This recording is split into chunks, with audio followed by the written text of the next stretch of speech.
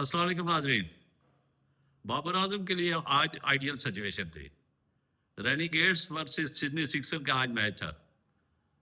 Renegades ने पहले batting किया और 164 रन किए उसने। रेनिगेट्स के बाद रिजवान वो आज नाकाम रहे। अब रिजवान जो है तो वो बिल्कुल स्ट्रगल कर रहा है ना। बाबर आजम फिर भी कुछ ना कुछ कर लेता है, लेकिन रिजवान जो है आप देखें कि 10 गेंदों का सामना किया और सिर्फ 6 रन बनाकर आउट होकर चले गए हैं। तो रिजवान आज एक मतलब फिर रेनिगेट्स की तरफ से नाकाम हुए।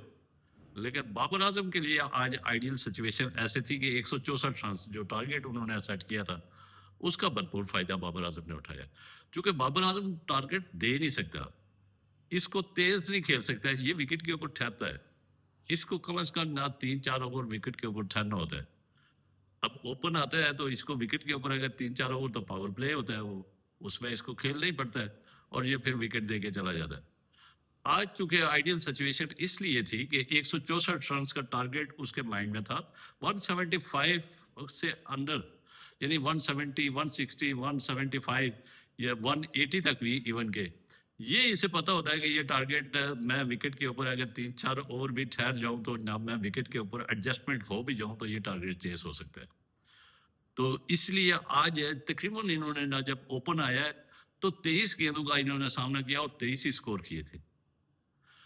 यानी दूसरी साइड से ना स्कोर हो रहे थे ना, लेकिन ये है कि इसने अपने 23 स्कोर 23 गेंदों के ऊपर पहले बनाया। बाद में 23 गेंद के बाद जो है तो यानी एटलीस्ट 4 ओवर जो है तो ये खेला है, विकेट के ऊपर ठहरा है। उसके बाद इसने कुछ मारना शुरू किया, कुछ तेज खेलना शुरू कर दिया था और फिर 46 बॉल के ऊपर 58 स्कोर किया और नॉट आउट रहे, आउट भी नहीं हुए। दूसरी साइड से 4 विकेटें गिर गई थी, लेकिन आज विकेट के ऊपर ठहरे रहे और उसका क्रेडिट ये हुआ है कि सिडनी सिक्सर आज 5 गेंद लेफ्ट थी और ये नॉट टारगेट उन्होंने चेस कर दिया ना। तो ये सिचुएशन बाबर आजम इसका खिलाड़ी है ना कि इस किस्म की अगर सिचुएशन आती है तो इस पे बड़ा खुश होते हैं वो ना, और इस टारगेट को चेस भी कर देते हैं। आज उन्होंने 50 भी कर दी है, टारगेट भी चेस कर दिया, टीम भी जीत गई है ना। लेकिन रिजवान जो है तो उसको तो कोई भी टारगेट दिया जाए या सेट किया जाए ना, वो या वो खुद सेट करे, वो स्ट्रगल ही कर रहा है ना इस वक्त। लेकिन इसकी ये है कि 2 50 हो चुकी है ना, 5 मैचों में 2 50 हो चुकी हैं इसकी। तो आज का मैच जो है तो सिडनी सिक्सर जीत गया है, लेकिन अभी भी टॉप 4 पे नहीं है, ये 5 पे है ना इस वक्त। टॉप 4 पे कब आना है ना इसने सिडनी सिक्सर ने, ये हमारी नजरें हैं। लेकिन बाबर आजम के लिए यही है कि बाबर आजम आया ना इस किस्म की सिचुएशन में ये ओपन अगर करे, पाकिस्तान की तरफ से ही अगर ओपन करे तो ये फिट है। यानी अगर ये पहले खेलता आज जिस तरह आज सिडनी सिक्सर अगर पहले खेलती तो क्या ये इसी तरह 58 स्कोर करता? बहुत मुश्किल है, क्योंकि उसमें इसको पावर प्ले में ना हिटिंग करनी होती है और उस पावर प्ले में ये नाकाम हो जाता। तो ये बाद में खेलने के ऊपर इसको बेनिफिट हुआ है।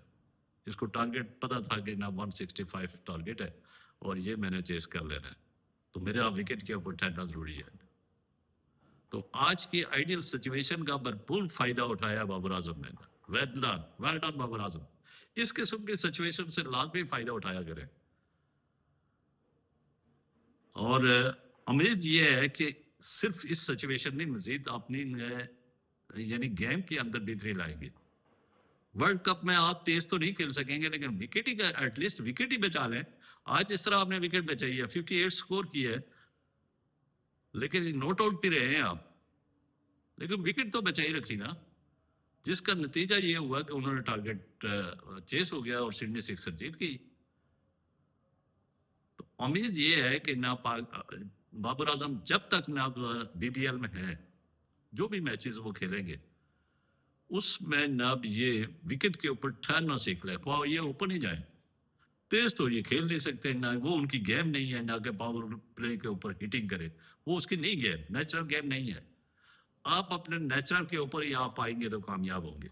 बाबर आजम जब भी ना नेचुरल गेम करेगा तो ये कामयाब होगा, और नेचुरल से ये जब भी हटता है, एक्सपेरिमेंट करता है तो नाकाम होता है। तो आज इसकी नेचुरल गेम थी और नेचुरल गेम में इसने रिजल्ट भी दिया। تو امید ہے کہ آئندہ بھی جو بھی میچز ہوں گے، خواہ اوپن کروائے، سڈنی سکسر آپ سے اوپن کروائے، بے شک کروائے، آپ سنگل لے کے دوسرے کھلاڑی کو موقع دیں، وہ ہٹنگ کرے، آپ اپنی ایڈجسٹمنٹ کریں، آپ نیچرل گیم کی طرف جائیں، اور اس امید کے ساتھ کہ آئندہ جو بھی میچز ہوں گے اس میں آپ نیچرل گیم کی طرف جائیں گے. جب آپ نیچرل جائیں گے تو آپ بہترین پرفارم بھی کریں گے، اور آپ کے فینس بھی خوش ہوں گے، پاکستان کو بھی اس کا فائدہ ہوگا، اور بی بی ایل میں سڈنی سکسر کو بھی اس کا فائدہ ہوگا، اور اس کی مینجمنٹ بھی خوش ہو جائے گی، پاکستان کے فینس بھی خوش ہو جائیں گے، اور آپ کے جو اپنے فینس پوری دنیا میں پائے جاتے ہیں وہ بھی خوش ہوں گے. اس لیے امید ہے کہ آپ نیچرل گیم کی طرف جائیں گے. جب بھی آپ کا میچ ہوتا ہے آپ نیچرل گیم، خواہ آپ بعد میں کھیلیں یا آپ کا ٹارگٹ 200 بھی ہو، لیکن آپ تیز نہیں کھیل سکتے. 200 ٹارگٹ بھی ہو، 220 ٹارگٹ ہو، آپ کا کام سنگل لے کے دوسرے کو نہ، اپوزٹ کو جو کھلاڑی ہے اپوزیشن کا، اس کو موقع دے، دوسرے اینڈ کے کھلاڑی کو موقع دے تاکہ وہ پرفارم کرے. جب تک آپ کی ایڈجسٹمنٹ ہو جائے گی پھر آپ ہٹنگ کرتے رہیں. آج آپ نے ہٹنگس کی ہے، 23 بالیں آپ نے نہ سنگلز اور ڈبل کے اوپر رکھا، لیکن آپ نے بعد میں چھکے بھی لگائے ہیں، ہٹنگس کی ہے، چوکے بھی لگائے ہیں. تو امید یہ ہے کہ میچ کی سچویشن کے ساتھ ساتھ آپ اپنی نیچرل گیم کی طرف آئیں گے، اور اگر نیچرل گیم کی طرف آئے تو آپ ایک اچھا پرفارم کریں گے، اور اس امید کے ساتھ کہ آئندہ جتنے بھی میچز ہیں اس میں آپ بہترین پرفارمنس دیں گے اور نیچرل ٹیلنٹ کے ساتھ کریں گے. کوئی ایکسپیریمنٹ نہیں کریں گے، کوئی تجربہ نہیں کریں گے. نہ یہ تجربے آپ نے 3 سال کر لیے، نہ 2022 سے آنورڈ جب آپ کر رہے ہیں، اب چوتھا سال شروع ہونے لگا ہے. اس لیے ان تجربات کی طرف نہیں جانا، آپ نیچرل کے اوپر فوکس کرنا ہے، اور پھر یہ آپ کامیاب ہوں گے. اور میری دعا یہ ہے کہ آپ آنے والے دنوں میں مزید کامیابیاں سمیٹیں. اب تک کے لیے اتنا ہی. مجھے دیجیے اجازت. خوش رہیے، آباد رہیے، اور اس چینل کے ساتھ جڑے رہیے. اس کا مقصد ہے سبسکرائب کریں، بیل آئیکن کو کلک کریں تاکہ جو بھی نئی ویڈیو ہے وہ بر وقت آپ تک پہنچے. اللہ حافظ. شکریہ.